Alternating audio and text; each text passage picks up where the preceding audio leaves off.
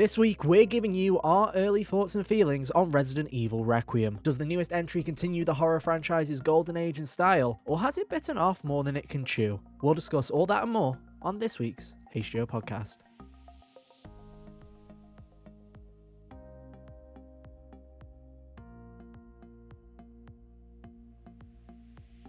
Hey, how's it going, everybody? Welcome back to another episode of the HGO podcast.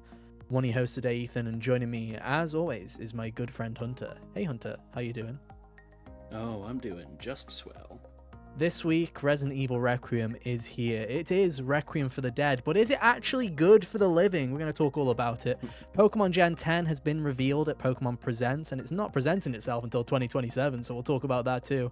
As well as Bloodborne coming never again, apparently, as we continue to discuss Bluepoint, Xbox, and so much more. Hunter, it's felt like it's been a productive week, to say the least. You know, you've had video games, you've had news. It hasn't been quiet. We can say that for sure. How are you feeling? Are you feeling good? Oh, all of this noise that happened, leading up to the Friday here was fun and all, but it all dissipated once I got my hands on Resident Evil. It's crazy that, one, Resident Evil's here. I know we haven't had, it's not been that long of a cycle, right? It's been 8 months since it was announced, so it's not been too much of a, roller coaster to get here. But we've known about this game for so long. It's been rumored, it's been leaked for so long now at this point. It feels really weird that Requiem is actually here, that it's released, and that people are playing it. And a lot of people are playing this game, Hunter. It is insane how many people are playing this video game. I did not realize that it was hitting like that. I know that it was mentioned to be the second most pre-ordered game on Steam behind Grand Theft Auto. I didn't realize just how much it was, though.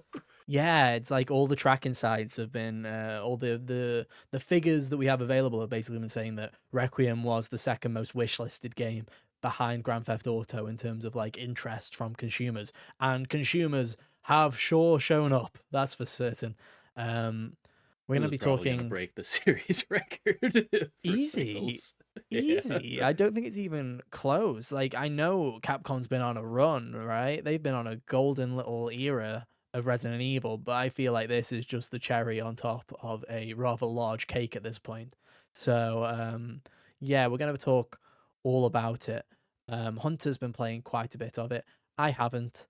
I've still got plenty of Resident Evil to bite my teeth into before I get to this point. I could barely scrape through Resident Evil 4. Give me a chance to gain the courage to play Requiem. But yeah, we're going to talk about it. We're going to try and be as spoiler free as possible. I know that for a lot of people, you'll have already beaten it because you'll be sickos that have already beaten it at this point. But for those of you who have not yet dipped your toes into Requiem, we'll try to avoid as many spoilers as we can. There will be basic stuff, obviously. We will be talking about the two protagonists, we'll be talking about the gameplay loops, we'll be talking about all that jazz. So be warned, but we'll try our hardest to not ruin too much for you. Because from what I've heard, it's a pretty big game. It's a pretty it's pretty jam-packed, so there's plenty to see. Let's just get started. Let's just dive straight into it, Hunter. Where are you at? How many hours have you put in? What are we at? Where's the gauge? We talked about it last week. You're a Resident Evil veteran. You've basically played them all. You've basically dipped your toe into most of the franchise. So we're getting a professional's opinion here, ladies and gentlemen. Yeah. So I think I'm 6.5, maybe 7 hours into the game, as far as, game time and all that. I think that I have finished pretty much the first major area insofar as the way I think they are breaking it up. And yeah, I've been enjoying it so far.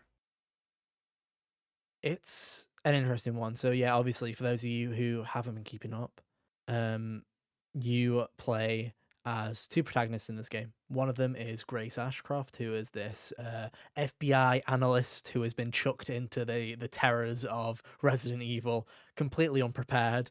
I think that her boss might be the worst boss in the history of anything ever for this, by the way. Oh, We'll get to it. We'll get to it. We'll get to the elephant in the room. And then the other protagonist is series veteran, a favorite of many, Leon S. Kennedy, who Yep. at the age of like 49 is still drop kicking zombies like it's nobody's business. Because as Hasn't missed everyone a knows, step. yeah, as we all know, Hunter, he's trying to get one more W in because after 50, that's it. You drop dead at 50, so you just gotta drop kick some zombies uh, until the cows come home. Um, I think the first thing, because like I say, I haven't been playing it, but I have been watching people play. I've been dipping my toes and I've been seeing bits and pieces just to try and get a gauge of um, the game. And I think I could start off with the basics. I'm sure we'll get to how good this game looks, because my God, is it a very Oh good yeah, looking it video does. game. Um, but I think that's where a lot of people are going to start. The place I really want to start with this, Hunter, is give me an over or under on this, right? Because I've been hearing a lot. I, it's a scary one. They've actually, like, I don't think there's a lot of people like this is quite There's scary. I think this a is lot of scarier than a lot of tension, people were yeah. expecting. Yeah. Like, I know that they showed like 50 trailers for this game and people demoed it and whatnot, and during the demo that the impressions people gave, they were like, oh man, that hour they let you play as Grace or whatever was real scary. And during all of that, I managed to not see the monster that happened to be chasing her the whole time until Yeah. I got to it last night. And I was like, oh, yeah, that's a good one. I think what's really interesting, right, is I had seen bits of Grace's gameplay already, and I think a lot of comparisons were made, right, in the pre-release kind of hype cycle where it was like Leon's section is very much like Resident Evil 2 and Resident Evil 4, and Grace's section is very much like Resident Evil 2 remake, right? So it's like that's the vibe that they're Yeah. going for. And I think people kind of got a bit complacent with the Resident Evil 2 remake kind of comparisons where it's like, Resident Evil 2, scary game, but also like, you're in Leon's shoes, you feel pretty capable. You've got Mr. X chasing you down, but also, you've got ways to get, you've got ways to circumvent it. You've got stuff like that. This to me is like, at least from my gauging, is it's sure Resident Evil 2, you've got the stalker enemy and stuff like that. It's very 7 coded as well. Like, you're genuinely like, you are, as Grace, for better or worse, love her to pieces. Her performance is fantastic. She's a great character. You are absolutely helpless as a lot at the start. Like, the whole idea of this monster, not to ruin it too much, if you've seen the kind of gameplay that they've shown so far, it'll be pretty obvious, but it's like, if there's light in the area, you're okay. You're pretty good. If there isn't, my God, get your ass moving, because you might be in trouble, right? And so to have this whole kind of, concept of, especially if you're playing in first person in the dark, you've got this monster that is literally crawling on the seat, like through the roof and all that jazz, trying to hunt you down. And places that are safe can sometimes become not safe if the game's Lights AI is just fantastic shut in this game. off. Yeah, the Oh game yeah, it realizes is. if you use the light rooms too often, the monster will go into the ceiling and turn the light, like cut the power to the room, and it's just like, this Yeah. game's terrifying. Like, genuinely, like, I'm sitting there and I'm watching it. I'm watching other people play it, and even in third person, I'm like, man, I don't, I was like, I'll be in third person when I get to it. I'll be fine. I'm looking at it and going, I don't know if I will be. This is absolutely horrifying. Yeah. So that's been a lot of fun. The comparison, it really does seem like it's trying to evoke the differences between 2 and 4 as well, because hmm down to when you play as Leon, you have the little Resident Evil 4 health meter like baked into the HUD, whereas that's Yeah. not something that's on the screen when you're playing as Grace. You only know your health via like, if your screen is red, or if you can check when you hover over an item in the inventory. Well, you're Mm. knackered. That's the difference, is, it's like Leon can Yeah. tank. That's like, Leon is already not in the greatest of shape at the start of this game, but, he's a tank anyway. He can take the hits. Yeah. But I don't know. I think, when Capcom were teasing this game and they were saying, yeah, we're kind of seeing, Grace is the tension, Leon's the release. where it's like, we give you these That Leon that sections is to kind of be exactly how a it reprieve. feels. Yeah, and I think a lot of people are like, yeah, whatever, whatever. But from what I've seen and, from the little bits I've heard from friends that are playing it, yeah, no, genuinely, the tension is really high. Even if you're a fan of these games, the tension is really high in those grey sections. That you do need that release of Leon. You really do. And I think it's, it does seem like a perfect kind of blending of these two genres of horror, which Yeah. is a nice thing to see. Yeah, and like in terms of besides the AI for just the large monster that's chasing Grace around, the AI for the standard enemies is also really good as far as the way they set things up for you, because you make your first pass or two through an area and it'll be pretty standard. They're on their cycles that they seem to be on.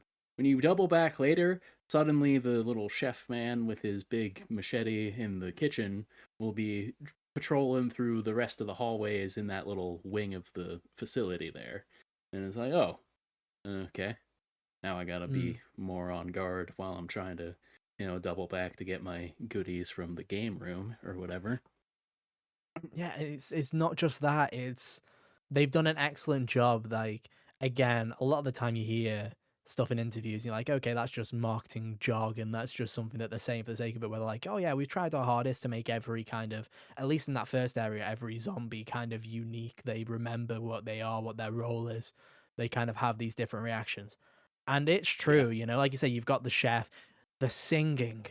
Oh my Oh, gosh, the oh, the singing. sirens, the two of them. Oh, that's That was creepy good. as hell. That is like genuinely, and the sound design. It's like you can It's pick up. It's like I don't know what they've done to the sound this time around, but it's like again, it's it's you're hearing it. They could be like three doors down on the left, and it feels like that. It's like yeah. they've nailed the sound design where it genuinely is. It's like even you know where it's coming from, but it's still terrifying, even though it's quite a bit away. It's like it's just this game feels to me like it is. It's just it feels Capcom at its best.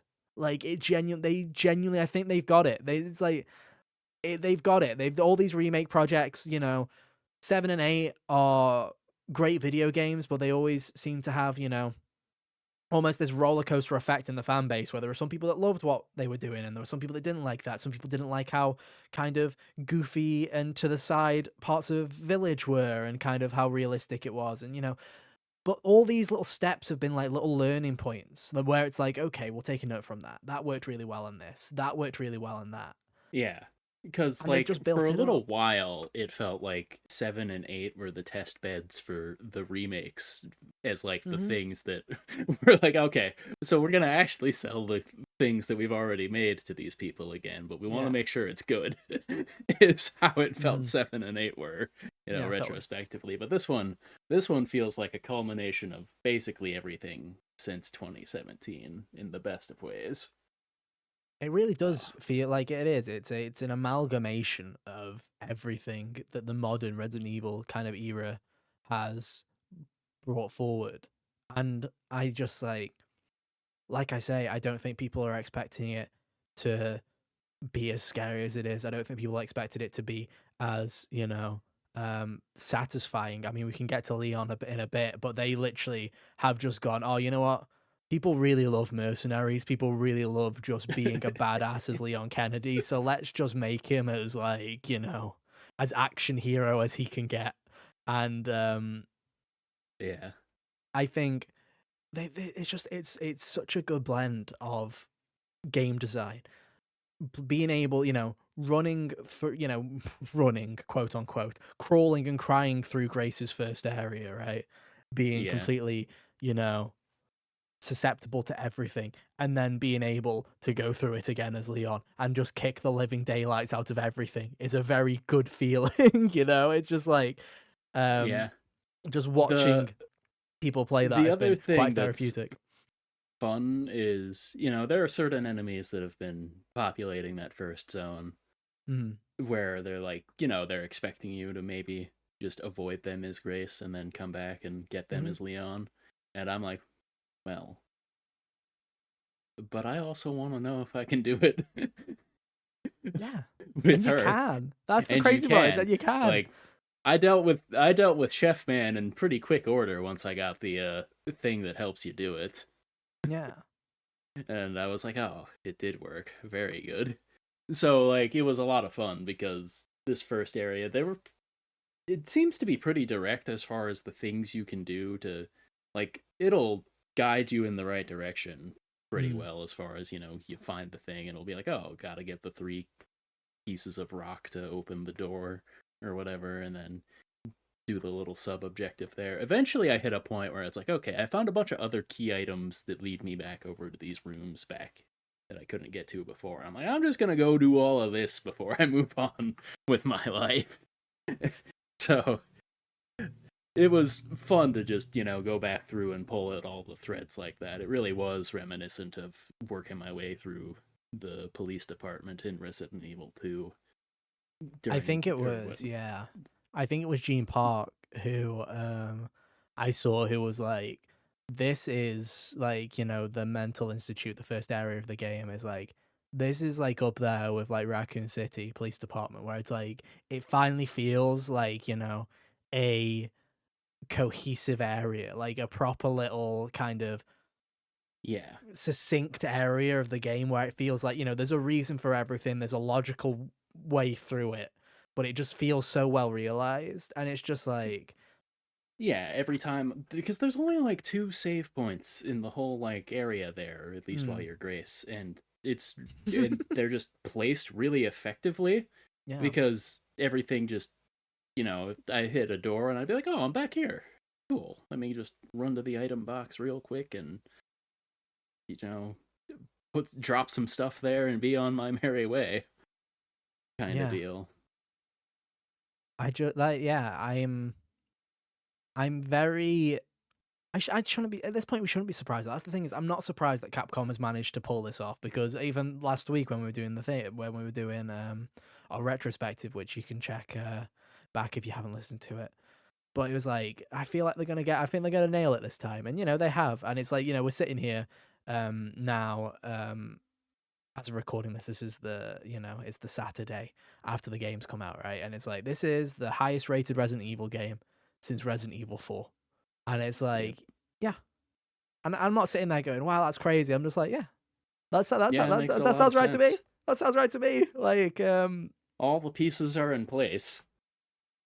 and I just, I think it's a special. I genuinely, I'm interested to see what the long term reactions to this game are, in say 5 or 10 years, because I think sometimes games like Biohazard and Village often age a little bit better when they have, more unique aspects to them, when they kind of deviate a lot from the formula. This one is very much a greatest hits album, it feels like at times, where it's like, we're going to take Yeah. the best of everything and put it all together. And oftentimes the greatest hits, obviously you have these really powerful reactions now, and then you'll get in 5 years, you're like, yeah, that was pretty good, but it was more of more of what we have come to expect. But I just, watching, the reactions of really, hardcore Resident Evil fans, and just seeing them, like, it's been so long, Hunter, since I've seen a fan base actually welcome a new game with open arms and genuinely fall in love with it. You know what I mean? Instead of being like Where, adversarial about it. yeah, Yeah, no. it's like you get a new Final Fantasy game, you get a new Persona game, you get a new anything, like, and it's just, usually it's, the people who are just there to have a good time, have a great time, but then you've got the actually is coming out going, they want to stick that finger up there, they want to stick it up, and they want to go, This isn't like the actually. one I played when I was 10. But this one is genuinely like, people are sitting there going, oh yeah, but how scary is Grace's section going to be? And they're actually there shitting themselves. And I'm like, feels good. You asked for it. You wanted Yeah. it. I'm Yeah. happy for you. Like, you get chased by the There's weird, a creepy bunch monsters. of really good touches they do too. Like even before you get to like the main area in the little like prologue section there. hmm Once the guy is chasing you and you get the like key to get out, hmm they do away with the whole like, gotta go into the item menu and hit the key to escape. He just turns it in and goes. I was like, oh, that's a good touch. Yeah. I mean, they've thought of everything. Are you playing this the way God intended, Hunter? Are you playing first person Grace, third person Leon, or are you I played a third around in third personality? person for a minute, and then I switched it to third because that's just the way I prefer to. That's I fair. wanted to see how both of them look, and then that's just the way I prefer to do it. But it's just I'm little not touches, in a like yeah. yeah, I'm not in a position where I'm gonna find the game any more scary in first or third person. Yeah, yeah. That's This fair. is the reality of it. That's fair. But the thing that I love about it is obviously one, it gives you that choice, which is very fun. Which I know a lot of Yeah. people are appreciating because they can play the grey section in the third person. It's little bit less terrifying. But also, I think equally, it's very funny the idea of playing Leon Kennedy in first person. I think it's a very funny aspect. Like, please, if you are playing it the way, God intended, you're playing Grace first and Leon third. Do a second playthrough and play Grace third and Leon first, and tell me how that works out, because that's Oh my genuinely god. something that I think would be incredibly funny. I don't know They why. have a they have a thing in this. There was a accessibility tab over in the settings, and and a lot of them is like just preset things where it's like, okay, here are things that we think people might have issues with that will, you know, we think this is the winning formula to make it less of Mm-hmm. a problem. And it's like one is for text size and whatnot. One is for motion sickness. And I imagine they maybe the ability to play as Leon in first person was what made them think of that in the first Probably. place. Probably, mate. But I just, Oh, like I say, I think there are good ways and there are bad ways to celebrate a big anniversary milestone of a franchise, right? yeah. You know, bad examples are usually anything that like Nintendo does, where they're like, "Oh, Mario's 40th anniversary, sure, I guess we'll give you Mario Tennis and Yoshi in the big heckin' book or whatever it's called." Um, And then you've got Resident Evil here, which is, brand new entry, which is already a great way to, new mainline entry, celebrate 30, 30 years of Resident Evil. But for it to feel so much like a love letter, to have the first person elements, the third person elements, to have all these customization options, to have it, there's like, and again, I'm more looking at this as someone who is, an outsider who can appreciate what Resident Evil is without, properly experiencing everything. But it's like, I know so much, like I've watched my dad play every Resident Evil in bits and pieces behind the settee as a child, like being absolutely terrified, right? And we went in, Hunter, and it was like, yeah, it's Resident Evil 2 and Resident Evil 4 if they had a baby, and it's like half and half, right? But it's like, really, it's a love letter to all of them. There are Yeah. parts where I'm like, that looks straight like that, So a lot of the grey section, I'm like, that's straight out of the 7 playbook. The whole first area, to me, gives off massive Resi 1 vibes. It's like there's literally like there's little bits and pieces that they have taken, lessons that they have learned from all of them. And I think that's Yeah. like really cool. Like it feels like a great anniversary title, like genuinely. Where it's like it's going to stand up on its own in 15 years when people forget that it came out on the 30th anniversary year. It's like people are going to go, oh yeah, cool, whatever. It's still a great game. Like, but it's just like it's nice to look back and have this kind of product where it is just like, yeah, a little bit of everything, No Ethan Yeah, hand and I chopping, think that unfortunately. Spoilers alert. There's no yeah, none of that, magic but goo. No magic goo to put your hand back together. Yeah. but yeah, and I think the thing that's nice is because of just the kind of makeup of the way that everything's hitting, it feels relatively unique in its own way because of all of that. Like none of the other games are balanced in such a way. You don't get the catharsis that Leon's segments provide after all of that tension with Grace's and the other ones. You just kind of, maybe take a breather at a save point and move on. Mm-hmm. Totally. Uh, I mean, we've been talking a lot, obviously, about Grace, and obviously, I don't want to talk too much about Leon because I think that's a lot of, I feel like that's where spoiler territory comes in, and a lot of people want to know what's happening with Leon because Grace is this new character. So I feel like it's a bit more, it's easier to talk about her than it is Leon in a way. But if you like Resident yeah. Evil 4, I think you'll be pretty happy with how everything's playing when it comes to Leon. But let's talk about what's new. Let's talk about let's, take a step back. Let's talk about the story a little bit. Let's talk about the presentation. Like I say, the first thing I want to say is this game is absolutely gorgeous. Oh yeah, it Um, is.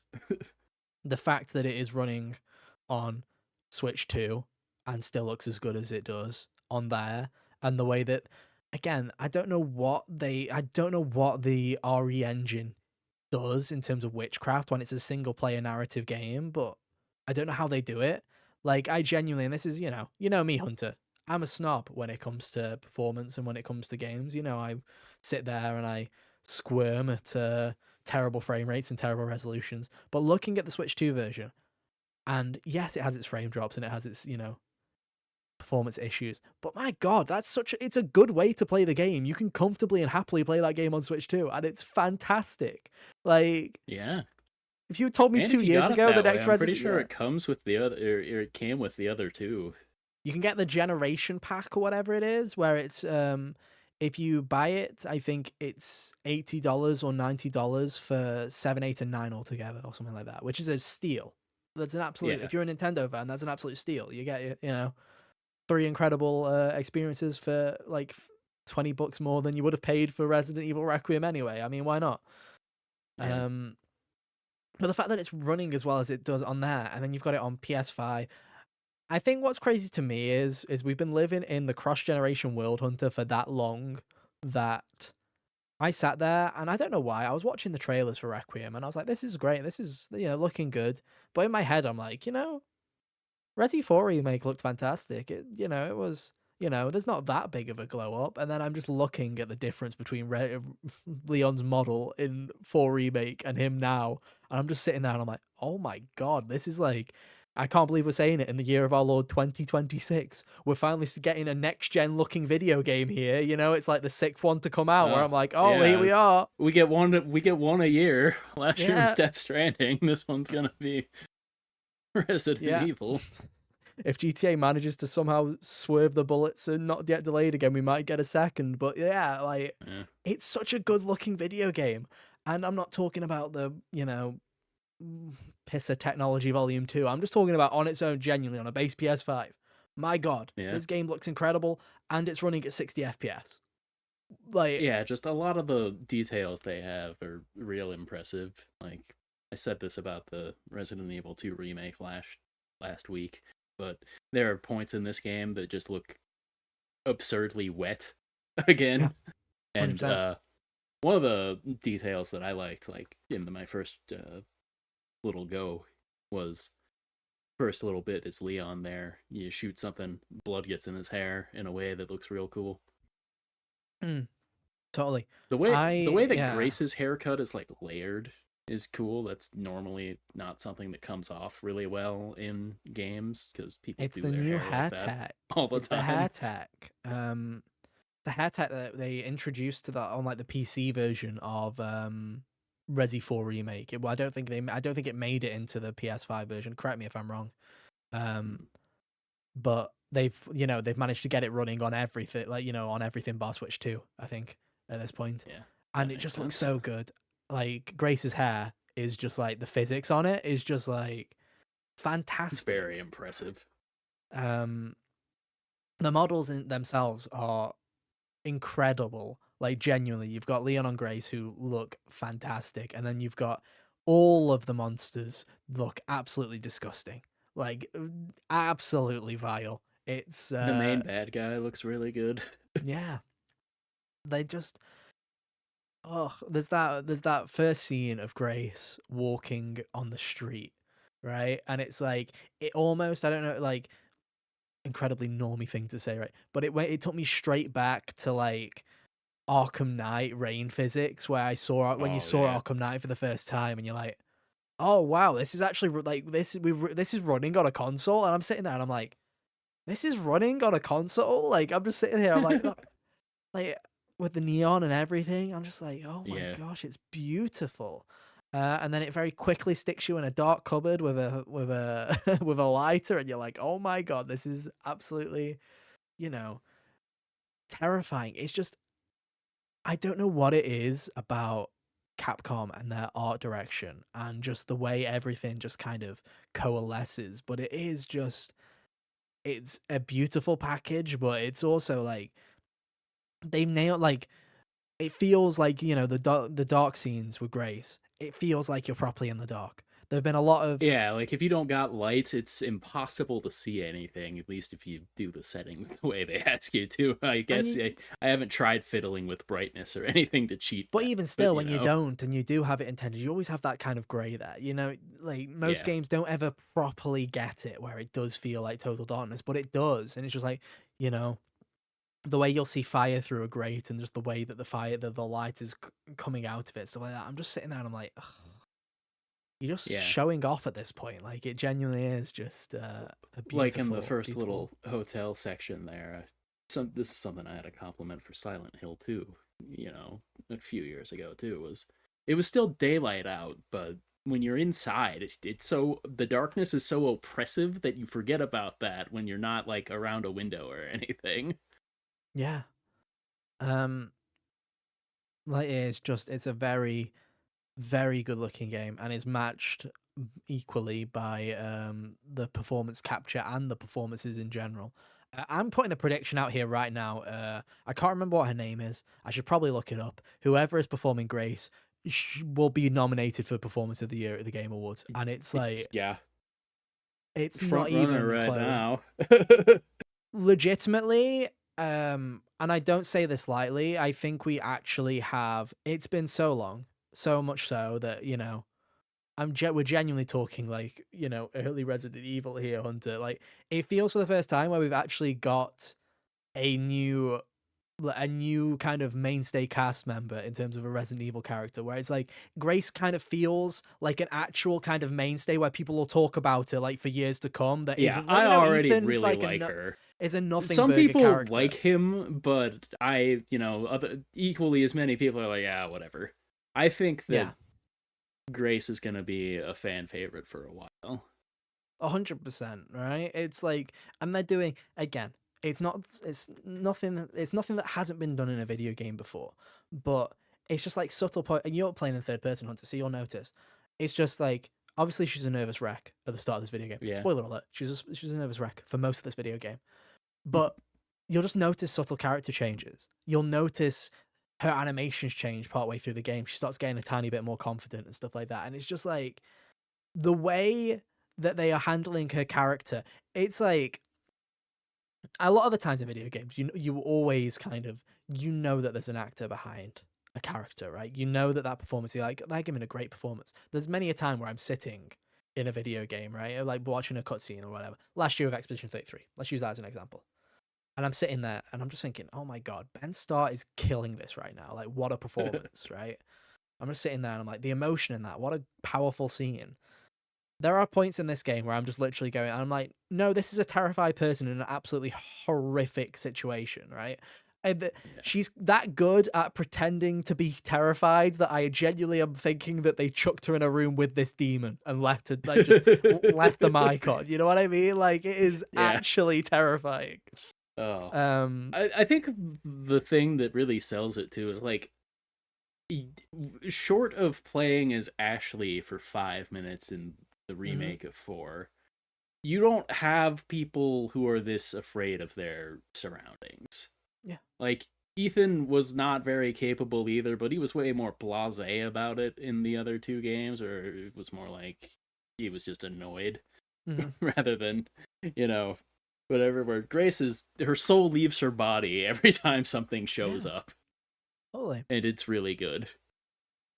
And I know there'll be people online that's like, she shouldn't be that scared, blah, blah, blah, blah. And I'm like, just live with it a little. Live in the moment and just go and just think to yourself, okay, let's not think about what does it take to become part of the FBI. Let's not think about the tests and all that jazz. Let's ignore that.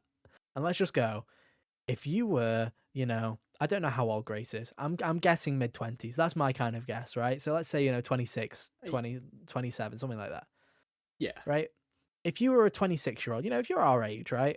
And you're tasked to go back to the place where your mum died, and you get there and you're kidnapped and there's a horrendous monster chasing you and all you have is a blooming lighter and the will to go on. I genuinely would I just give up and die personally. So I feel like I'm in the exact same boat. I'm like sitting there and I'm like, you yeah. know what?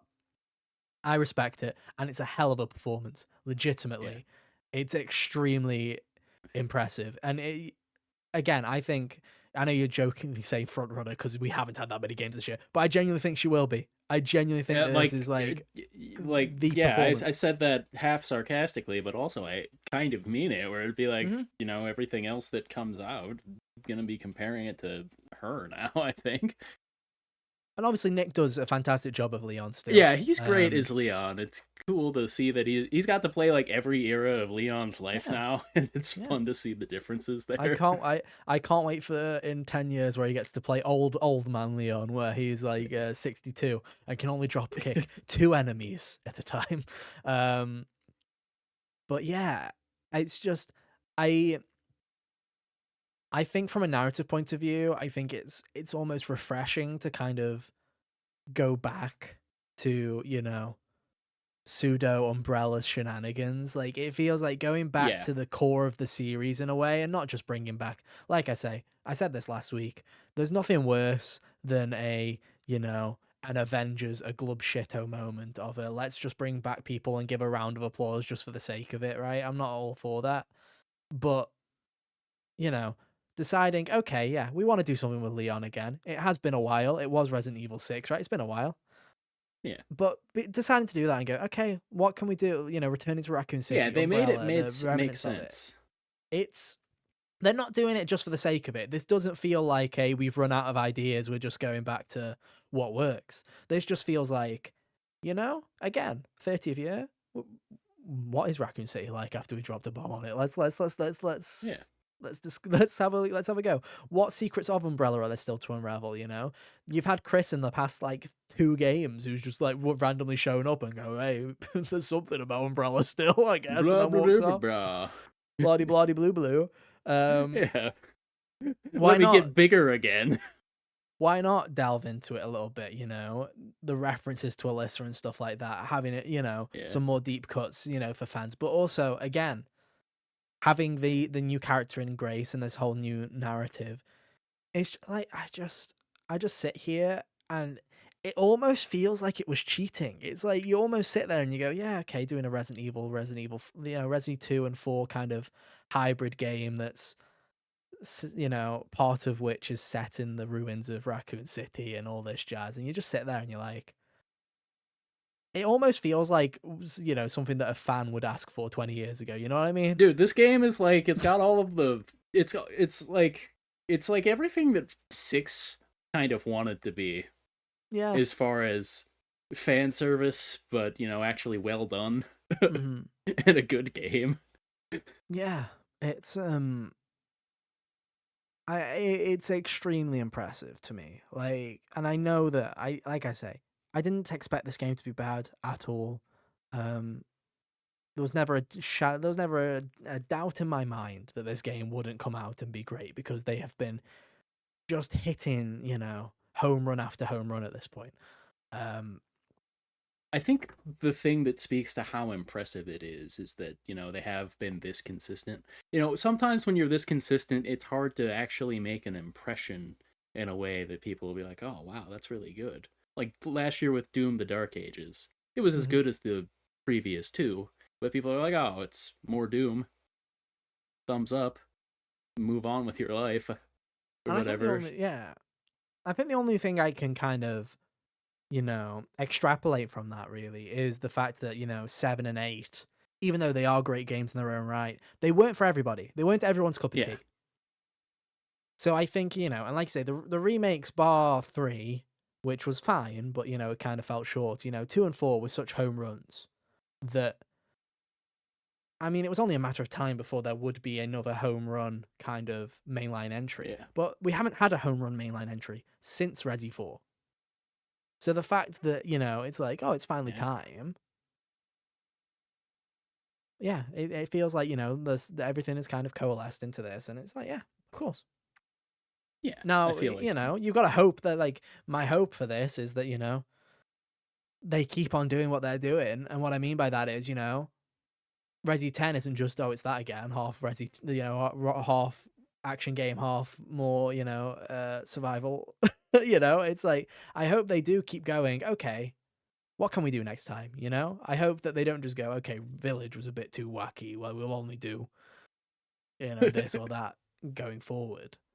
But Yeah. I have full faith in them, and I don't think they will. I think they'll Yeah, do it's one Code of those Veronica, things. they'll do Resident Evil Zero, they'll keep doing their remakes once every couple of years. Yeah, they Um, might even do 5, and like they've been doing so well with the series since I've gotten back into it that like I have to give them a chance to at least sell me on a remake of 5 when they choose to do it, even I though I hope they hate that literally, game. I hope they literally show nothing but Chris punching a boulder. Like that's the only trailer that Uh, they show is Chris punching a boulder, and they go, "It's still there." What else is still there? You'll have to wait and find out.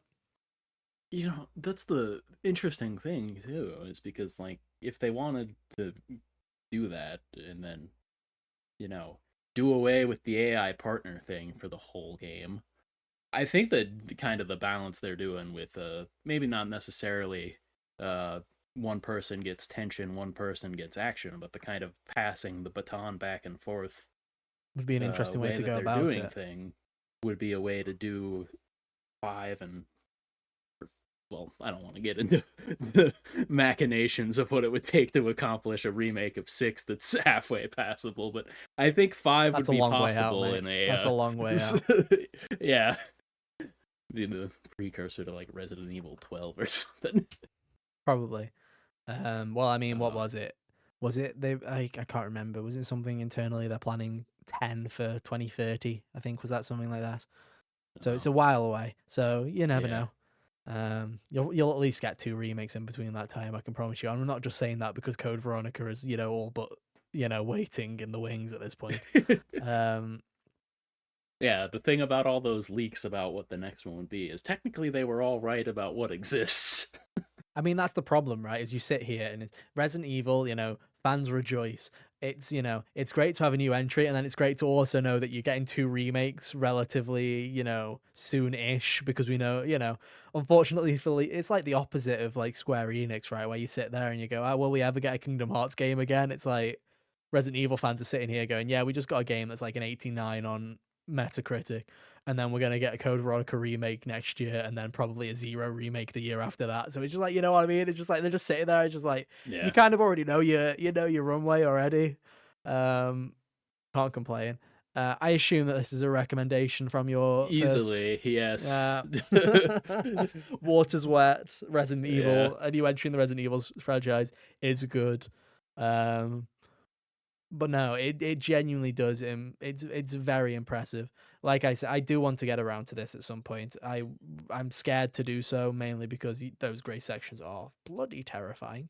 Um, but yeah, I'm very happy that the first big game of 2026 seems to have delivered, which is It's a it's good always a omen. good sign. It's kind of like the Yes. box office. You know what I Before mean? It's this like the game box came office. out, this year felt snake bit.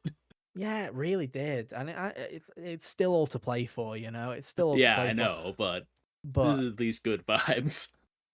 it's at least something that we can sit there and go, okay, if GTA 6 doesn't come out, we've at least we've got something to claim for 2026. You know what I mean? Where it's like we've got at least we've got a good place to plant the flag for now. In a something of significance did release this year.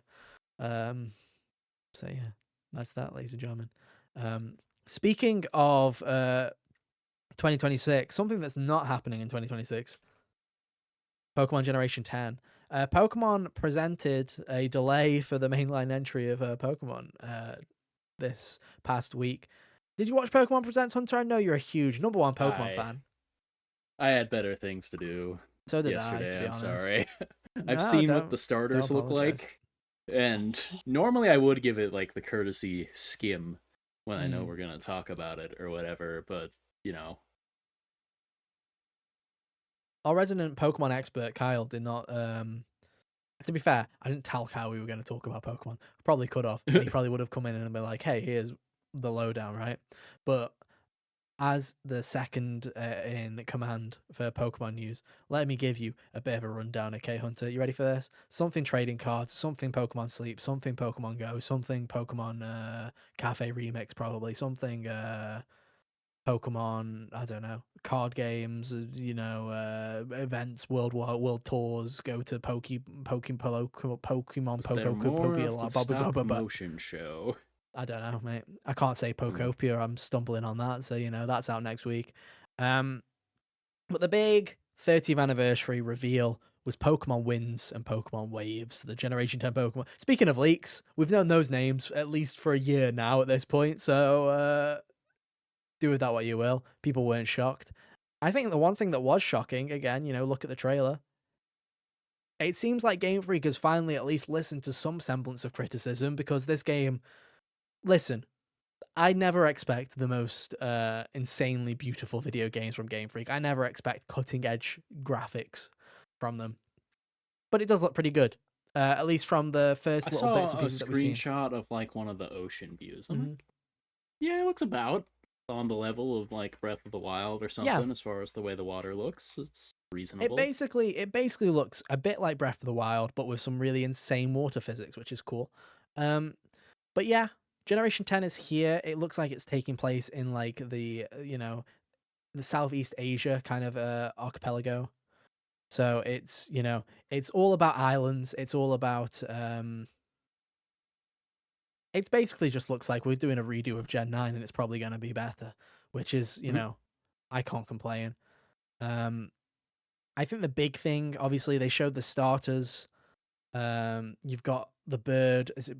I did see that. Burnt or whatever. Brout. Right? That's it. Brout. Hideous name. It's a hideous name. He's a goofy-looking goblin. He looks a bit like an angry bird. He also looks a bit like Bert from Bert and Ernie. So I think his name it suits him pretty well. Brout, I think, it's a pretty good one. I saw artists draw like what the next stages of the evolutions would be. No, I don't want to see eyebrows getting longer. No, I was like, oh, you know what? I take it back. This design's not that bad. Yeah, you've got Gakwa, whatever you want to call it. There's a Gecko water type Pokemon, which is again, it's an interesting one. Didn't they do that like 2 generations ago? They did Sobble, which was like an amphibian. I guess it's basically the same, isn't it? But that evolution line was abhorrent. Maybe they're trying to rectify the mistakes that they've made in the past. And then you've got Pombon, which is my choice. It's a Pomeranian fire Pokemon. What's not to love, dude? Little Pomeranian. It looks real good. I hope that its final evolution is a Samoyed.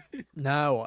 If it goes bipedal, I swear to God, that curse. No, like a Samoyed's just the other like fluffier dog. Oh, okay. It's like the same thing, but a little bigger.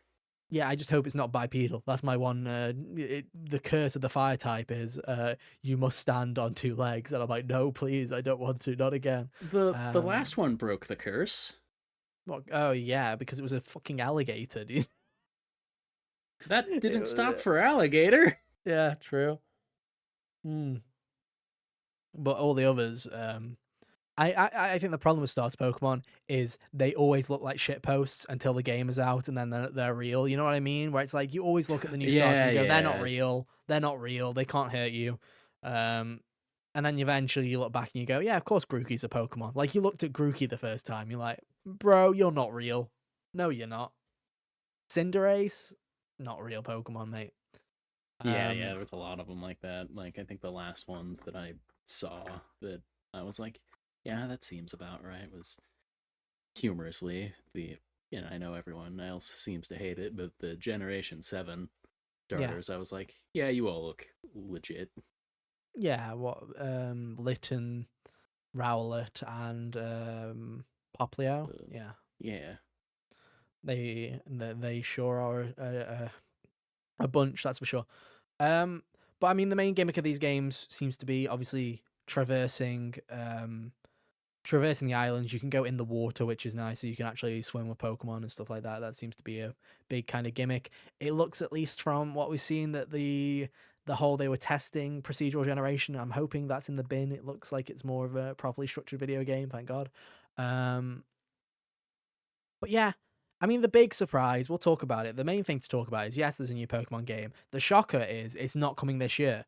It's the 30th anniversary year. Everyone was kind of assuming that the 10th generation of Pokemon will come out for the 30th anniversary of Pokemon.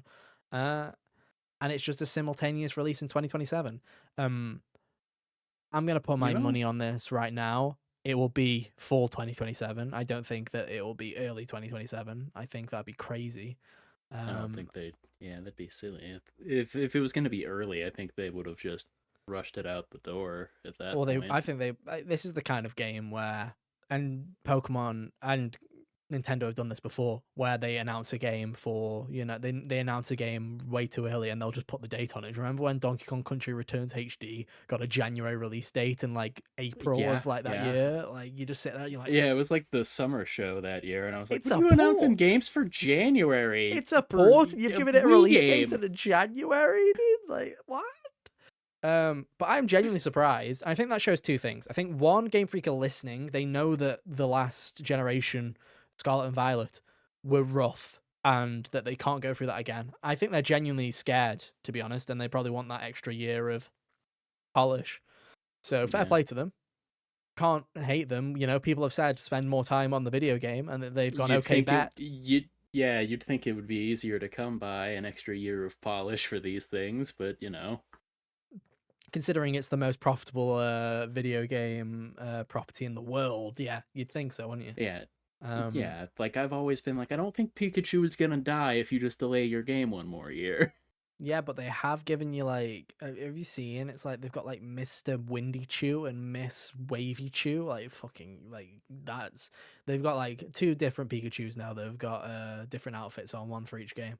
Um, my prediction on that is there might be the Pokemon professors of the regions or something. Is Pikachu Oh, talking Pikachu? Who knows? I don't care. Pokemon stories are for nerds. Um, yeah. but I mean, yeah, it's interesting, right? 2027. Like fair play, Game Freak, because you probably did push that out, um, and you probably are, gonna in the short term lose a bit of money. But hey, hopefully it means a better product, That's and what hopefully that's what the ports of the Fire Red Leaf Green were for. maybe. Um, there's a couple of other interesting I think that's things. actually probably why, not retrospectively, would be why they were like, yeah, sure, just throw this out here. I wouldn't be surprised. People were talking about Fire Red and Leaf Green that in the code that there's there's little strings attached to Ruby, Sapphire, and Emerald, which there always will be because it's Gen 3 together, strong, as a unit. Yeah. Wouldn't surprise me now if this winter, they do Ruby, Sapphire, and Emerald and put them on the eShop as a kind of, hey, no mainline Pokemon this year, but here have the rest of Gen 3.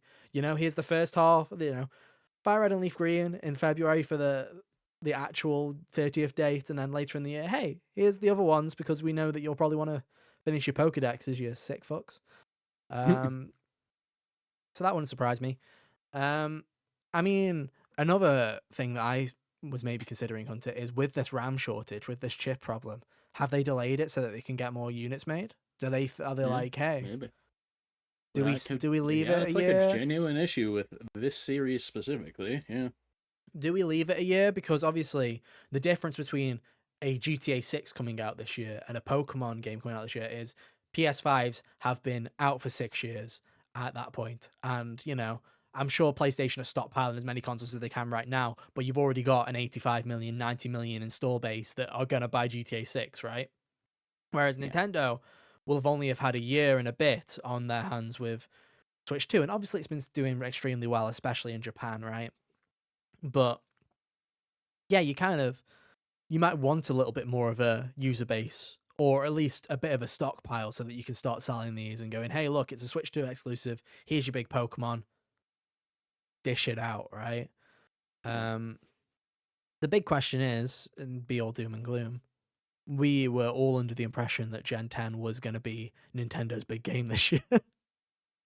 um, what do you think, Hunter? Do you think this is a concern for Nintendo? Do you think they had? Do you think there's plans in place? Let's put it that way. Do you think there were plans in place for a Pokemon this year? You know, every day that passes in 2026 leads me to believe that Luigi's Mansion 4 is in fact going to come out. Oh, I don't think you're wrong. I don't think you're far off, to be honest. I feel like there'll be something this year. Dude, I think Nintendo always has Nintendo, like some Nintendo random fans doom and nonsense up gloom. their sleeve. Nintendo fans Uh, doom and gloom, right? People are sitting there going, "There's nothing happening past April or whatever or May," and I'm like, "Yeah, that's probably why there'll be an April or direct or a June direct to probably give us that yeah, second half of the year." We still don't have dates for like Yoshi's Big Heckin' Book, and that's supposed to be out spring of this year, right? Maybe that's been pushed yeah, to June or something, and then I maybe. don't care. There's that Um, Splatoon Raiders game. Like, yeah, none of these are like big Fire or Emblem is anything like supposed to be out that, this but year. there's things that in the ether that like fill in the slots, hypothetically. It wouldn't surprise me, you know. It wouldn't surprise me if they were sitting there and they were like, again, not, they could, for all we know, they could have 3D Mario ready for this, November, and we don't know about it Wouldn't for all that we be know. something? Wouldn't that be something? An actual video game to play. That'd be nice. But Yeah. they might also have, hey, we had a plan for Monolith. They've got an RPG that, they've been working on. Can we pull that forward? Can we do this? Can we do that? There'll be things in the wings where they're like, can we, tweak dates? They have games that they sit on shelves. Is there a couple of Switch 2 editions that we could maybe do? Could we pull a team and go, okay, let's work on this. Can we, even from a Pokemon perspective, people love Legends Arceus. Can we maybe get a Switch 2 edition sorted of that? Can we do this? Can we do that? There'll be strings that I'm sure Nintendo are filling. I think the calendar will be fine. I think the main question is, I Yeah. think the main thing we've been saying, right, is Gen 10 would have been perfect counter programming to a GTA 6 release in November. Yeah. I think the only game you could release next to GTA 6 would be a Pokemon game. Like, that's the kind of thing that I think you could happily get away with.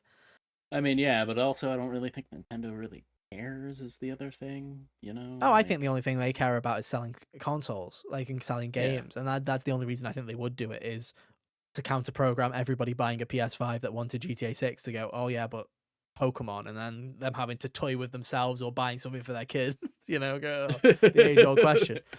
Now all the Yeah. people in their mid-30s can go, screw Timmy, it's been delayed. GTA 6, PlayStation it is, Yeah. But yeah, it'll be interesting to see how it plays out. I have no doubt that Nintendo will have something up their sleeve. There'll be something, right? Like I say, Splatoon Raiders, Fire Emblem, there'll be things, I'm sure. But we'll just have to wait and see. Who knows? Maybe the problem that we have, and it's the problem with 2026 in general, is GTA. That is the problem. Because you're going to have so many people, like I say, Wolverine got a release date this week. It's coming out in Yeah. September, September Oh 15th. my god, that was still this week. Yeah, that was this week as well. That has actually put my confidence rating of GTA not being delayed a lot higher, because Sony has the marketing on GTA. The Oh fact they're man. planting their flag in the ground now in February for Wolverine has me a bit more confident that they feel like it's actually going to happen this time. You know what I mean? I don't think you do that if you're like, because if I was Insomniac, I'd also be sitting there and I'd be going, yeah, but if we know that GTA is going to move, that November date would be pretty good. Like, I don't think you Well, go too early. you see the thing But with it, I don't think that uh like I think the only worry for Insomniac if it stayed or would be if, they didn't move along as fast as they needed to, then it would become a problem. oh no, I'm talking strictly from a business perspective where, if you've got the marketing rights to GTA, you're working with Sony, right? Yeah. If I was Sony and I had Wolverine coming out, I would want it in November, just from a marketing and kind of a profit perspective, because if it comes out in November, then we don't have to worry about Black Friday deals. People will pick it for the holidays, they'll buy it for Christmas. Whereas if you're releasing it in September, you have a higher chance of having to go, okay, it's been out for 3 months.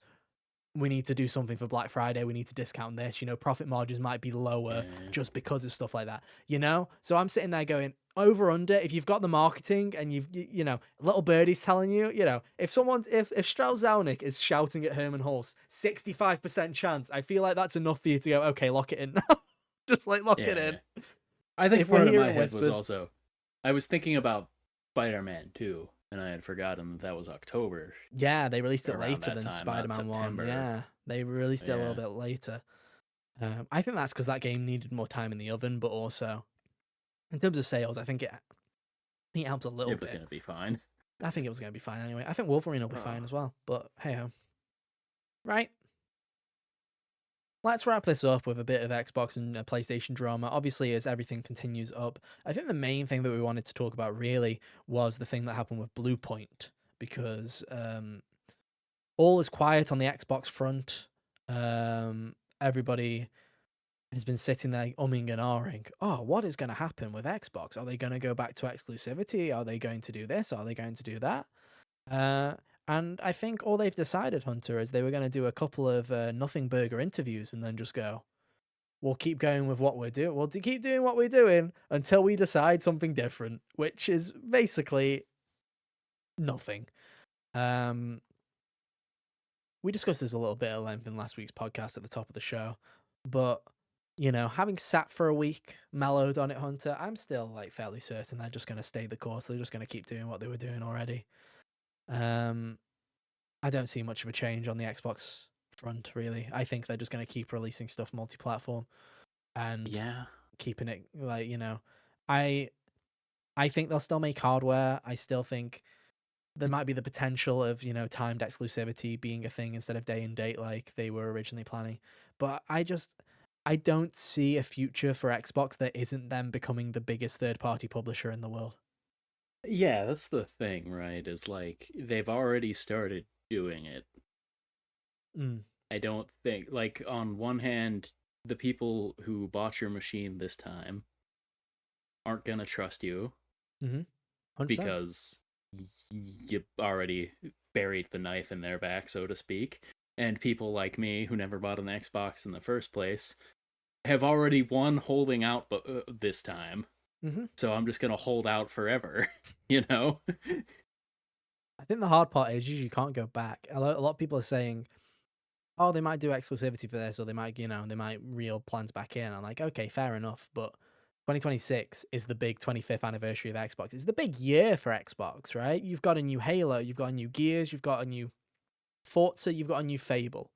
And hopefully, as far as I'm aware, Hunter, all but one of those has been announced they're all coming to PlayStation. They've all been announced for PlayStation, right? Forza's been announced for PlayStation. Fable is day and date on PlayStation, and they've also announced Halo to be day and date on PlayStation, right?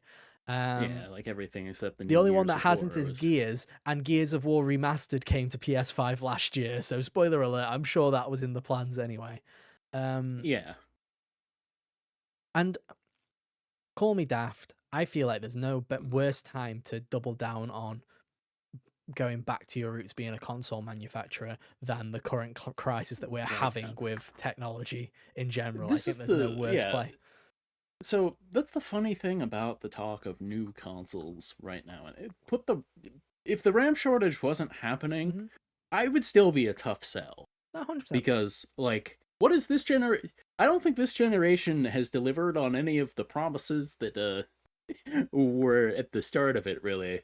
Like, I think the only thing that it's done is the elimination of load times. I think for the most part, this generation has been a lifesaver in terms of time wasted in load screens. There is still the odd occasional game. There's the odd one that doesn't, play nicely and it still has its load screens. But for the most part, it's extremely refreshing that, and it's still a quality of life that I really appreciate. There's a lot of stuff when you're like, think back to the PS4 generation, right?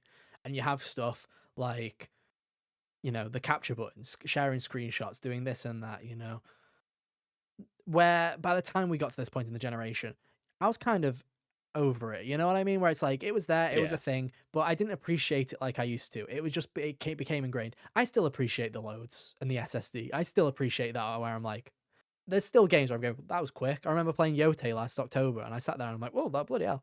It literally just went to black, and then I was in a whole new area instantly. That's crazy, right? But yeah, But I think like I more so mean like as far as, people always complaining about people are still complaining about games not hitting 60 frames a second and whatever stupid number is on the frame or resolution these days. 4K. Yeah. Like that's still a complaint happening in 2026. That was a major complaint happening in 2016.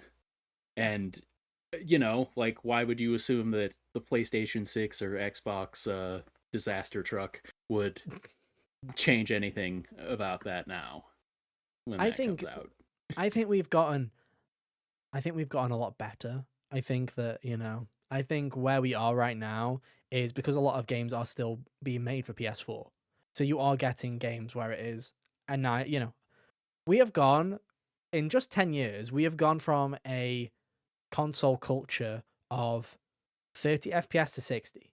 Everyone has kind of now agreed that, for the most part, unless it's like a heavy narrative game where you can kind of, get away with 30. If it's a shooter or if it's something where I want to have a lot of fun with gameplay, it's just a nicer experience at 60.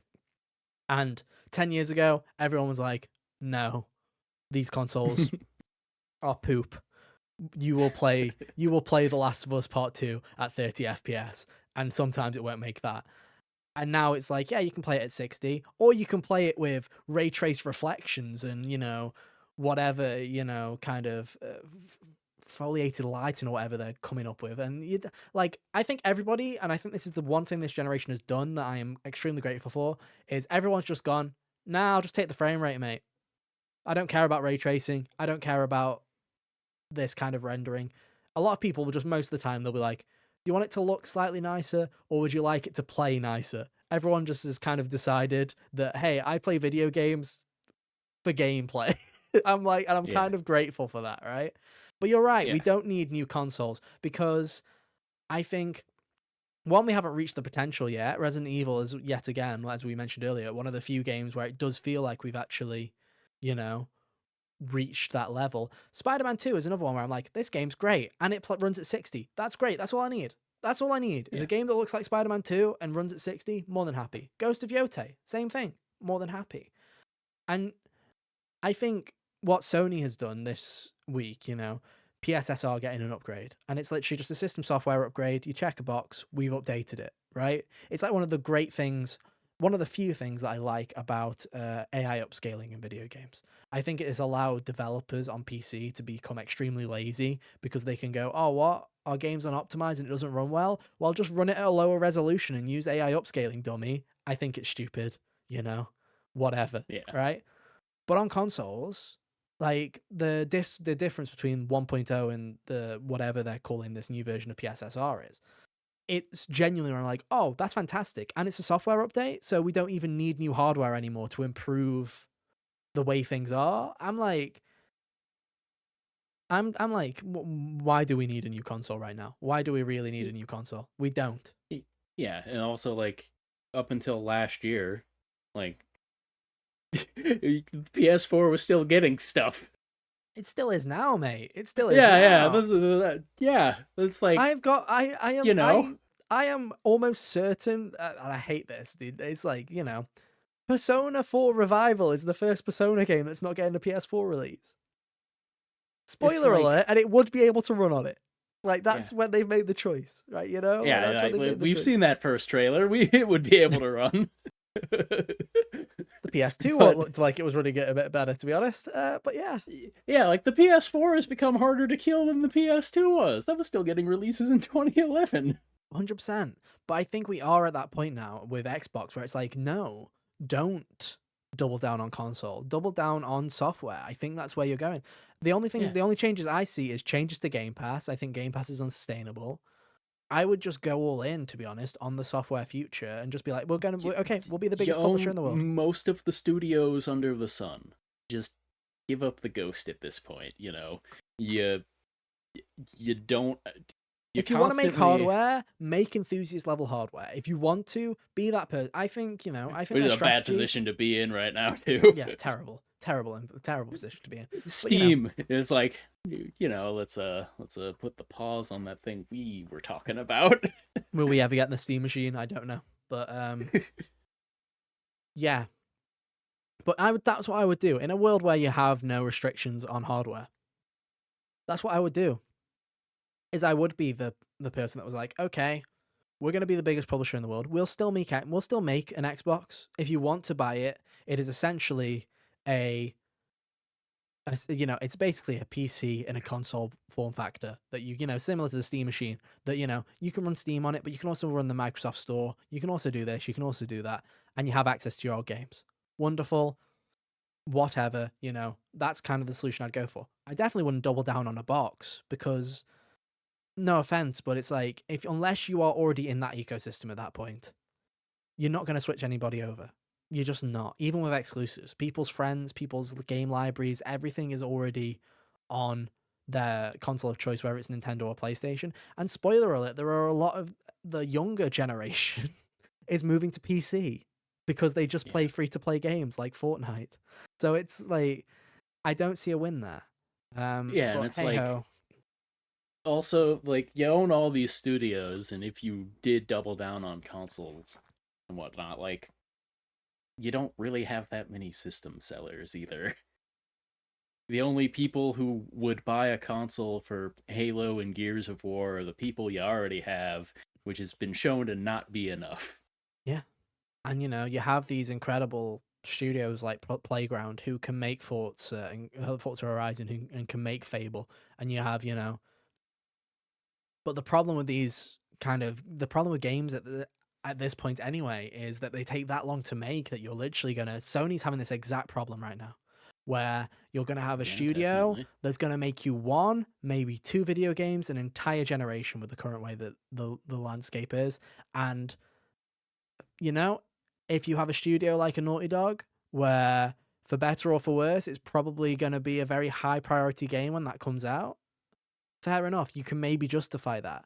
But when you have a developer like In Exile, or you have a good developer like, Double Fine or something like that, where it's like, okay, these games are either going to be really small and not gangbusters, or we can go for it, but no one's going to care that much. Arcane's another great example of a studio that's like this, where it's like, you can spend 5 years working on a game, Arcane, but are you actually going to get that kind of massive push? I don't know if you are. So I don't know if it's worth having a box based on that. Blade, which, isn't like, you'd think the Marvel IP would give them some level of bump, and I think it will, but I'm also like, it's not going to do the Spider-Man bump, it's not going to do the Wolverine bump. Like, the MCU is cooled in the past, 6 years as it is, and Blade wasn't present in that anyway. So unless, like, he gets a movie that people love in a way that people haven't loved a superhero movie in years, it wouldn't, But again, that's not going to happen. I don't think.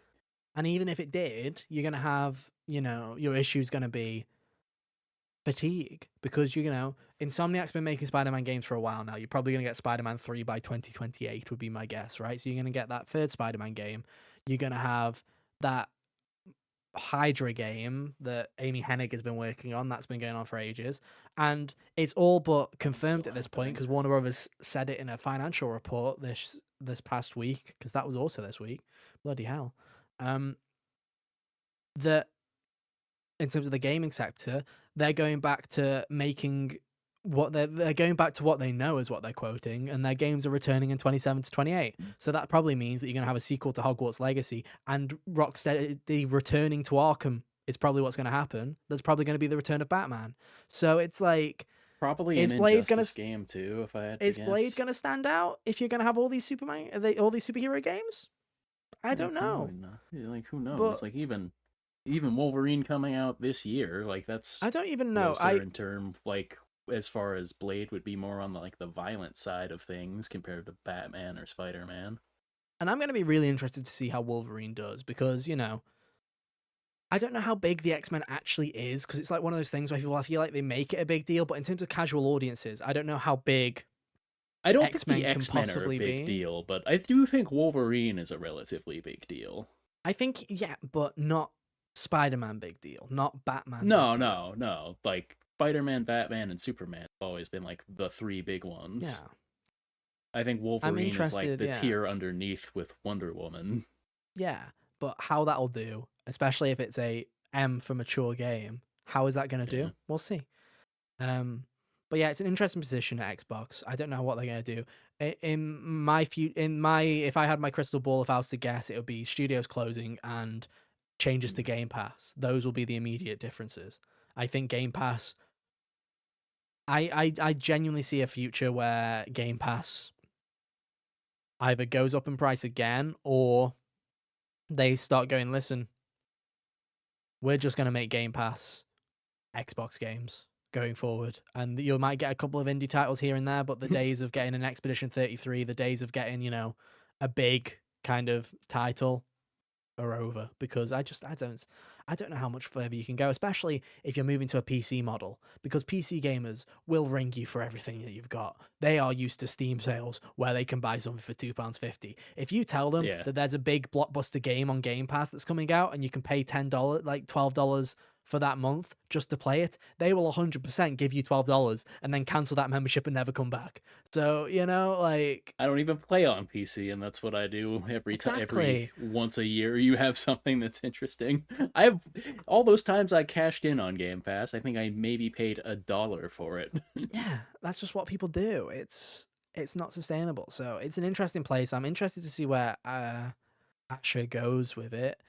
Again, I think that she's more of an intermediary kind of position, really. I don't think Yeah. she'll be in the role for long, and I'm not saying that because I'm some horrid sexist gamer.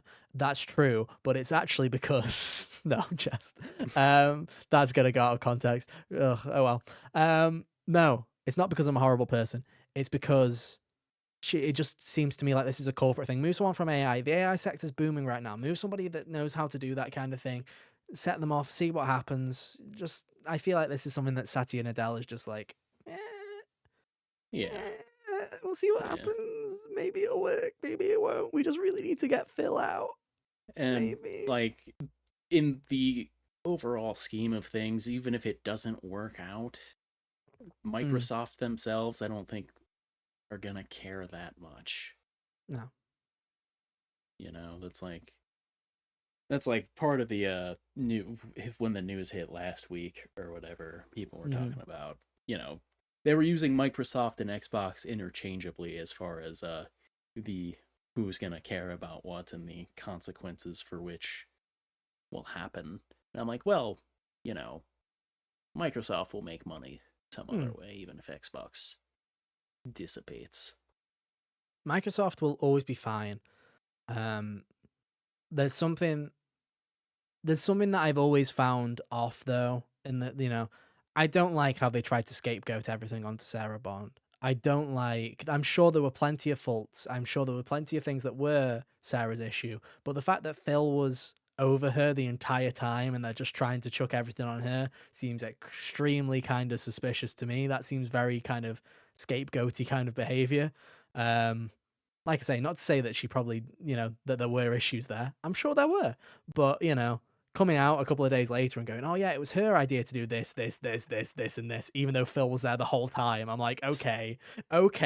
Insane behavior, right? Like, you and I have joked before about how every time Sarah Bond is on screen, it seems like she's a robot mimicking humans. Mm-hmm. Yeah. And somehow they still made me feel bad for her after 100%. all of that coming out. 100%. Like, and I joked about it like 2 minutes ago, but it also doesn't help that you have these capital G gamers who are online who see a woman in a position that is, like a head position in a company, and they go, well, that's not right. I have 3 million gamer score.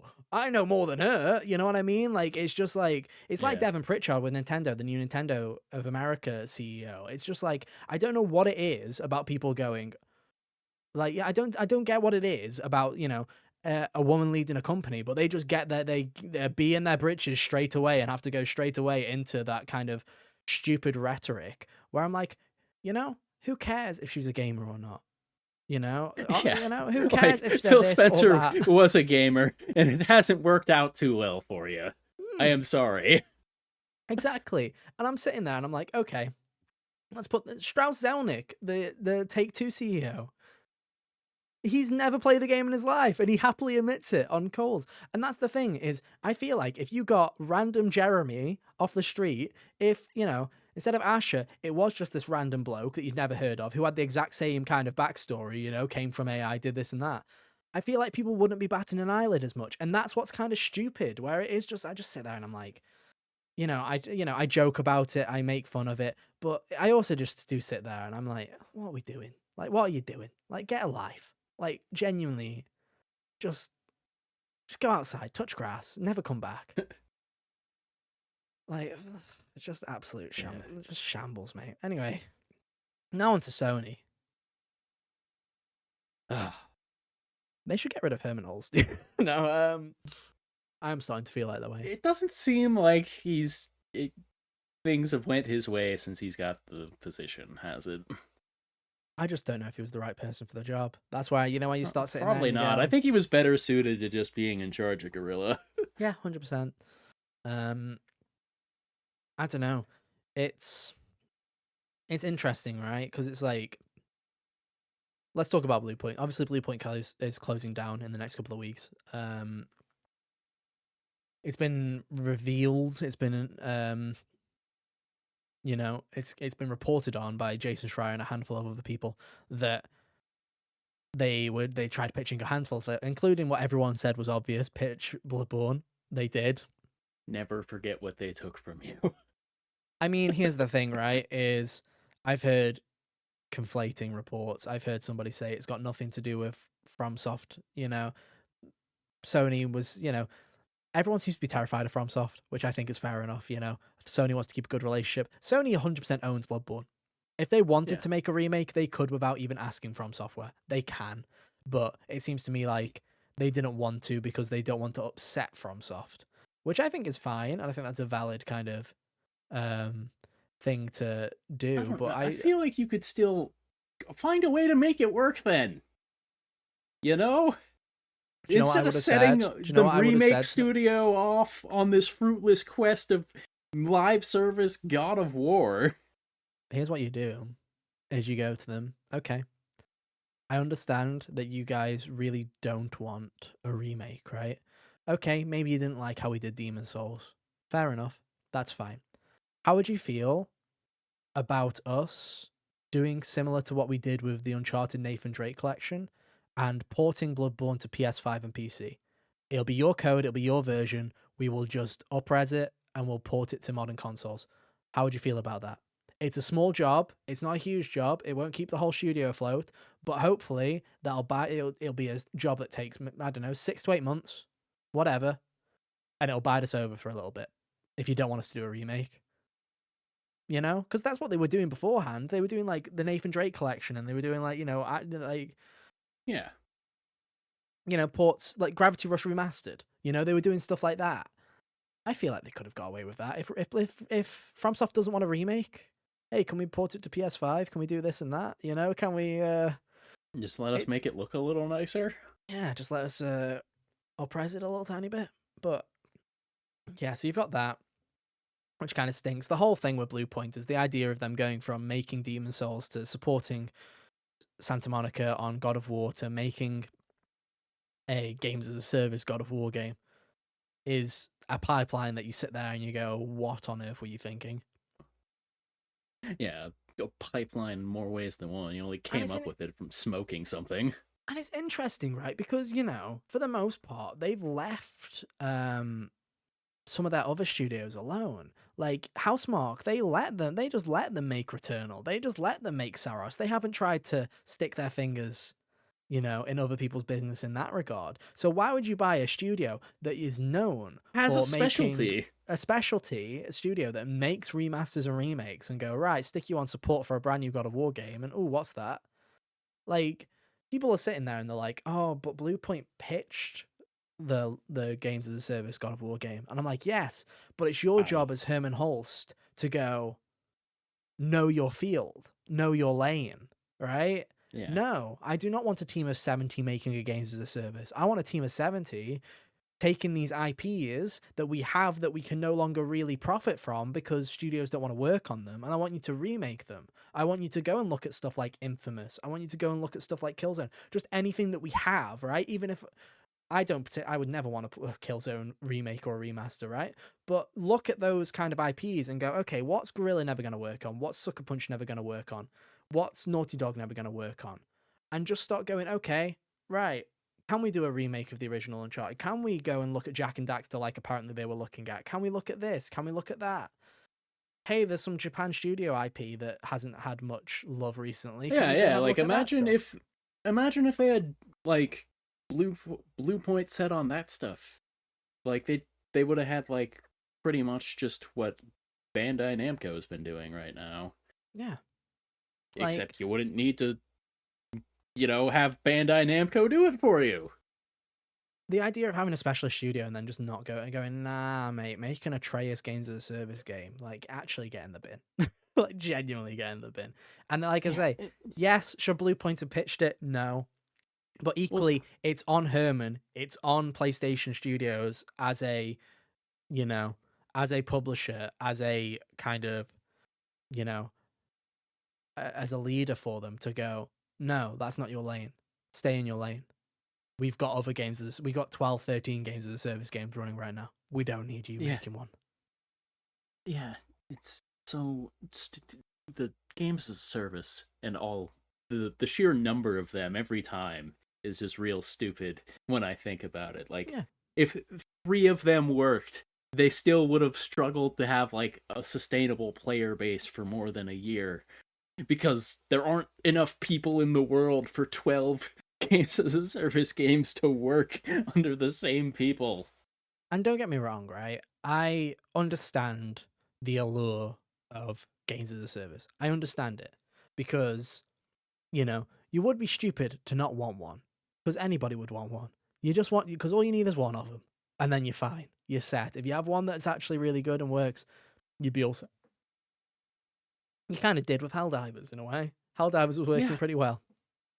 But again, I don't think it's, the healthiest way of going about it isn't probably, oh, well, if we shoot 13 shots, Everyone maybe who's one not will doing stick. something. Maybe that'll stick. Maybe we'll stick the whole of Guerrilla on Horizon Hunter's Gathering and delay the next mainline Horizon game for the foreseeable future. Let's do that real quick. That sounds like a great idea. And it, it just the hilarious part about the Horizon game that Mm. made me laugh is I took like a week or two to actually look at the thing when they revealed it. Mhm. So for that week or two, I'm like sitting there going, to be fair to them, people were asking for a multiplayer Horizon thing when the first one came out. That was something I know that came out of people's mouths. Yeah, Then I actually looked at the trailer and I was like, oh, but not like that. People just wanted Horizon with a friend, not class-based nonsense. Mm-hmm. It's it's interesting, right? And I've seen a lot of studios come to that. To me right now, I'm looking a bit at Overwatch. I'm looking at that and the renaissance that's having recently, when there's been plenty of developers that are like this that have just gone, hey, you know what, we spent the last half a decade prattling about, thinking about what we can do and going into all these different lanes and all these possibilities, figuring out. And it turns out we were good at making something. Yeah, we shouldn't have. We were good at making one thing. And Overwatch has basically, put their hands up and gone, hey, yeah, those last couple of years have been rough, but here's what we've done to fix it. We're going to do a big update. Overwatch is back. We're going in this direction. This is what we're going for. And, at least from my point of view, a lot of the fan base have actually gone, respect, I'm going to give this another shot. Look at all these stuff that they've done. And I've gone back and I've started playing it. And I'm like, this is the best Overwatch has been since like 2018, 19. I'm like, this is the strongest this game has ever been. And they're committed to it and they know they know the lane that they're staying in. So, I think it's fine to have, okay, let's have a spin-off of Guerrilla and then work on this little co-op game. I think that's fine.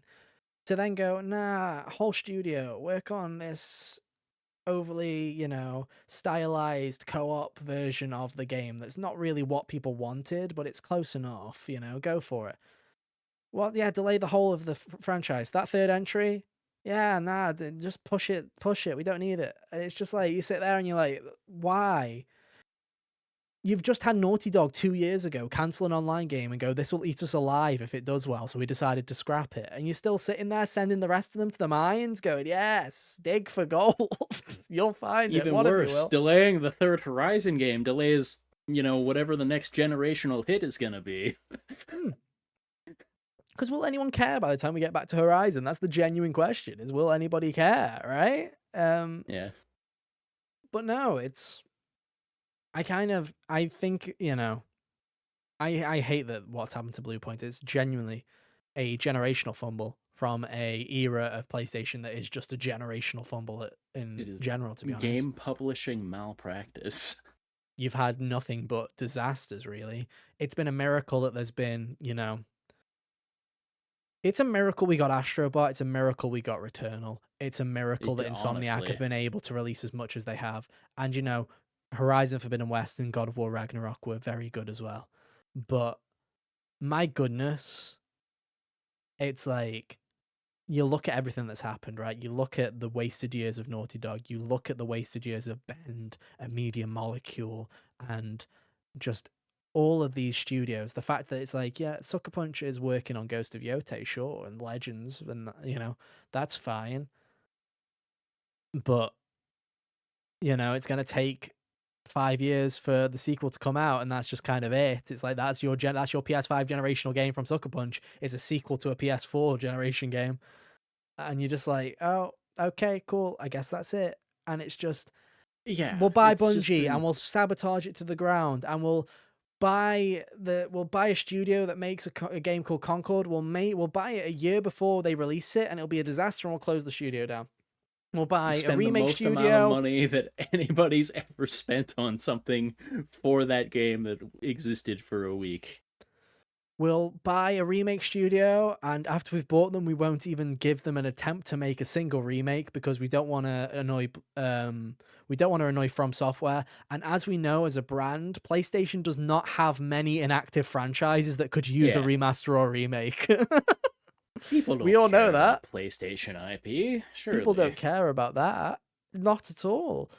And then, we'll also just shut down a load of things. We'll buy Haven that are never going to release a video game. We'll, and while we're at it, we'll sit there and we'll go, oh, but what the children really yearn for is a HBO show and an Amazon Prime God of War. That's what they want. And I'm like, oh no. Yeah.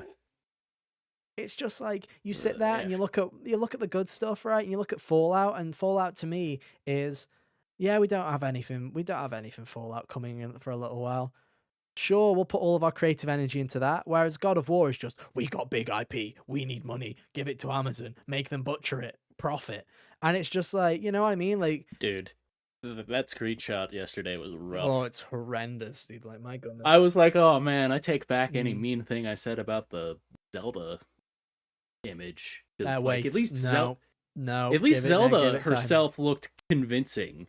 Is all I'm saying there. Give it time. That's going to be a garbage truck on fire. I can tell you that for a fact. No, I don't think it's going to be good either. I'm just saying, like, from the basis we're playing on of one picture a piece, Zelda's looked better. But yeah, it's I look at everything. And then at least if they're both bad, one is bad for 2 hours, one is bad for, way longer. 8. But no. I mean, looking back, talking about consoles again, push the PS6. They were originally like PS6 next year. I'm like 2029 at the earliest. I think that's 2030. 2030. I think you can get away with it. I know a lot of R&D will have gone into it already. There'd be a part of me that's like, do we scrap a huge part of this and just wait even longer? Because people have. GTA 6 is going to be this video game where a lot of people buy a console for it. And that's when I think the generation truly starts, really, is when you have a game like that, because then you've got that audience you can do. Sony's apparently going back to exclusives. That, to me, makes a lot more sense when you realize that so many people are going to buy a PS5, and then you can go, okay, cool.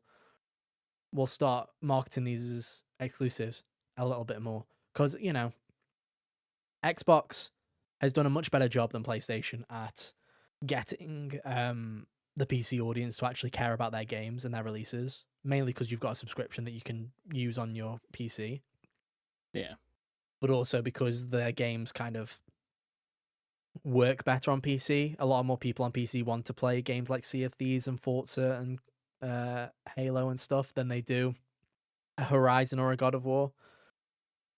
And also, it's something like, I think it's something like 1 or 2% of revenue from PlayStation is PC sales in terms of like games revenue. And it's like, yeah, it probably works out that dropping that 1% to try and get more people to buy a console is probably going to work out better for you. Whereas Xbox, again, is this global publisher that's just publishing everywhere, right? It'd be a much bigger hit on their kind of bottom line. So we'll see. I don't know how it'll play out. I'd just do single player games exclusive. Multiplayer games go everywhere. That's what I would do if I was Sony right now. That would make the most sense. Or at least like a 3-year window of exclusivity. Your multiplayer yeah. games aren't actually releasing anyway. So true. Sony, I'm flipping it. Roll that dice. Will Fair Game $ come out this year, Hunter? Place your bet. Oh, I don't think so. That's a good bet. I don't think it's likely. I don't want to be that guy that's like, oh, I'll just say they're canceled already, because, okay. It feels mean, but it seems inevitable too. Yeah, that's fair. Okay, I'll get a quick over or under before we go, right? Will these games come out on the PS5? Ready? Intergalactic. Yes. Cory Barlog's next game from Sony Santa Monica. They're claiming that we're gonna hear something about it in the summer, but I'm gonna say no for this one because it's just an idea still. That's fair. Astrobot 2. I think they're gonna hold off. Like, this seems like one that you could make and just hold forever, and people will like if they hold that, dude. If they hold... Yeah, I know, right? But I feel like they could the make cure it to my depression hostage, dude. No. Yeah, no. They just make it and hold it. It'd be like, oh, easy one for when we do pull the trigger on a new console. If they're waiting for another 150 iconic characters to show up, or we wait until 2072 at the rate that Sony makes video games? Right? I can't think of who's another one. Spider-Man 3. It would be honestly insane if task Insomniac to also do that. But it's a separate team. The Wolverine team's the Miles Morales team. Yeah, I think it's more possible than Cory Barlog's game. I respect that. And then the final one, the most important of all, Kingdom Hearts 4. No, it's not a PlayStation 5 exclusive, but will it be on PS5, Hunter? Will it? It'll be on the PS5, but the PS6 will be out by then. I respect that. That's a good answer. Good answer. And that, ladies and gentlemen, is another episode of the HGO podcast. My goodness, we've been on a wild ride this week. We hope you enjoyed it. It's been a bit of a weird one, but hey. That's it. Links are on screen right now. If you want to go and follow us on Twitter or Blue Sky to keep up to date with what we do outside of the podcast. Yeah. That's it for this week. Next week, who knows? I don't. We'll talk about something, I'm sure. I know the hit game Pokemon Procopia is out, but I also Is that really next week? Yeah. Oh. It is. But they just had the delay Generation 10 to make room for everything that Ditto encompasses. Dude, it's weird because it's the guys that made Dragon Quest Builders 2, so it's probably going to be very good. And I feel like it's just one of those things where I'm just being a hater, but I've heard people talk about it being previewed and saying it's good, but I'm just also like, I just simply don't believe you. I'm the same way, and I recognize that that's a me problem. No, I'm the same way, and I'm also like, it's a full price game, and I'm like, I don't want to pay full price for that. You know what I mean? Yeah. Well, that's a $40 Andy. That ain't a $70 Andy. And they're trying to do it, and there's a part of me that's like, ugh. And it's also one of those games where it's like, well, if I wanted it cheaper, I could buy it off like the Japanese eShop or something like that. But then I'm like, then you're going down the path of making it an effort for yourself, and you're like, ugh, is it really worth it for Pokemon Pocopia, ladies and gentlemen? I don't think it is. Or because it's a game key card. This is what we do. Oh, game key anyway. card, yeah. But we'll be talking about something, I'm sure. But thank you for hanging out with us, guys. We'll be back same time, same place next week for more. But until then, have an awesome week. And yeah, we'll see you next time. Bye. Toodaloo.